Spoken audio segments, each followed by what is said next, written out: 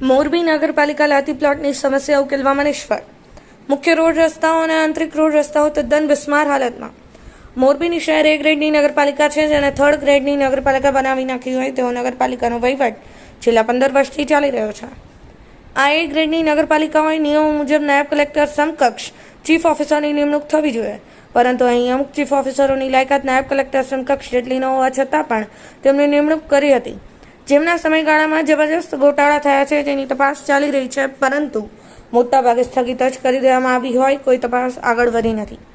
તો હવે મોરબી નગરપાલિકા મહાનગરપાલિકા બનવા જઈ રહી છે, ત્યારે મોરબી શહેરના લોકોને પ્રાથમિક સુવિધાઓને લઈ લોકોના પ્રશ્નોનો ઉકેલ મહાનગરપાલિકા બનાવવાની રાહ જોઈ રહ્યા છે કેમ, તે આ સવાલો હાલ જનતામાં પૂછાઈ રહ્યા છે. કેમ કે નગરપાલિકાને સૌથી વધુ ટેક્સ ચૂકવતો ઔદ્યોગિક વિસ્તાર લાતી પ્લોટ શહેરી નંબર 1 થી 12 કોઈપણ પ્રકારની પ્રાથમિક સુવિધા નથી. મુખ્ય રોડ અને આંતરિક રોડ તદ્દન ભંગાર હાલતમાં પડ્યા છે, જ્યારે લાતી પ્લોટ શહેરી નંબર 6 થી 7 રોડ જવા માટે રોડમાં કાયમી ધોરણે પાણીના ખાડા ભરેલા જોવા મળે છે. હવે આ પાણી ભૂગર્ભ ગટરનું છે કે પીવાના પાણીનો વેડફાટ છે, તંત્ર બાબતે કોઈ તકેદારી રાખતું નથી, તપાસ કરતું નથી, તે સ્પષ્ટ દેખાઈ રહ્યું છે.